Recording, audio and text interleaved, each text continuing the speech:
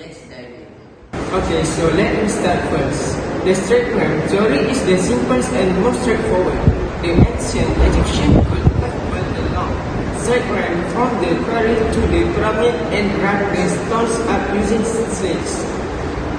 This method makes sense for its simplicity, no advanced technique required. The Egyptians had a huge labor force, so they would have been able to manage the construction of such a ram. Plus, it's similar to other large-scale projects of the time. That's a good point, TAWFEIQ. Now, I want to tell you guys about the spiral ram theory advocate. Do you guys know about this theory? No, I don't know about that. Can you explain more information about that, Ahmad? Sure, Arish. Okay, while the straight ram theory seems practical, it becomes less feasible as the pyramid gets taller. The ram would need to be nearly as large as the pyramid itself, requiring more material than the pyramid's construction. That's why I think the spiral ram theory is more likely. Building a ram that spirals around the pyramid at the rise would take up less space and allow the stones to be moving stage. Plus, there's some evidence that this type of ram was used in other ancient structures. That's all. Okay, another about theory about pyramid of Giza, which is the external ram. Theories where the state or spiral still have an issues with stability and materials.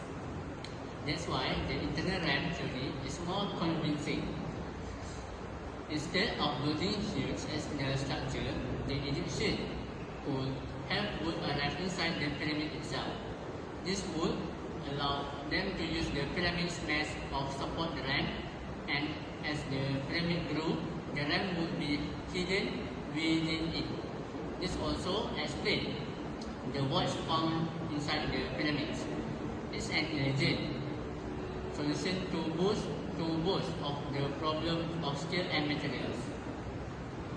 So, while rams are certainly a common theory, we shouldn't overlook the possibility of levers and counterweight. The Egyptians was sophisticated in their understanding of physics. A system of levers could have allowed them to lift the heavy stones step by step without the need for massive rams. It also would have reduced the labor force required to drag stones up steep inclines. This method is consistent with other ancient construction techniques, and it's possibly they combine with smaller rams or platforms. So I think great point so far. Let's discuss some potential weaknesses. For example, first one, how do you respond to criticism that the straight ram would be too long and require enormous amounts of material? There's a fair criticism, but it's possible that the ram wasn't straight all the way. It could have been shortened by adding switchback or very partially disassembled as the pyramid grew. We also have to remember that Egypt had ample manpower for such large-scale projects. Yes, I see. So, for the person to Ahmad, the spiral ram seems like an efficient use of space. But what about the lack of evidence for spiral rams on the outside of the pyramid? That's a valid concern. However, the pyramid's outer casing has been lost over the millennia, which might explain the lack of evidence. It's possible that remnants of the ram were simply removed or eroded over time. I think that's right, man. So we move to person 3, Arish. Your internal ram theory is intriguing, but why hasn't more direct evidence of this ram have been found within the pyramid? There's still a lot we don't know about the pyramid's interior. Recent scans have detected voids, and further exploration might reveal more.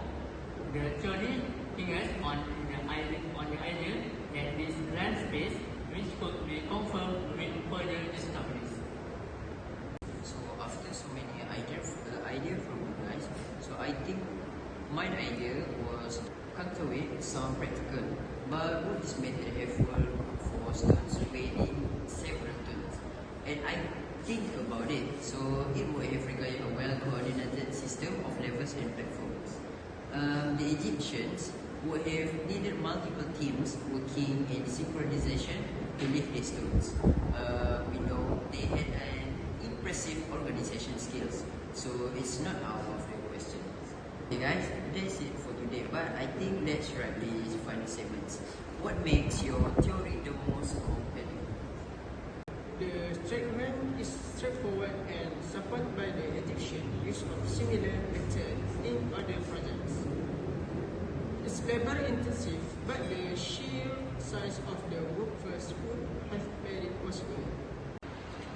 The spiral ram theory provides a more practical way to pull up height without the logistical issue of a massive straight ram. It strikes a balance between practically and evidence from other ancient structures. The internal ram theory solves the materials and space problems by using the pyramid itself as the structure to support the ram. It's an innovative and diligent explanation, and emerging evidence supports it. Okay, I see, Arish. So on my point, levers and counterweight would have been highly efficient method of raising the stones, and it's consistent with what we know about the Egyptians' knowledge of physics. So it would have required fewer materials and might have combined with smaller ram. Okay guys, thank you for all the insightful discussion. The mystery of pyramid construction may never be fully solved, but it's fascinating to explore these theories and see how ancient Egyptians could have achieved such an incredible engineering feat. Yes, I think that's it. Okay, I got to go. Alright, thank you guys.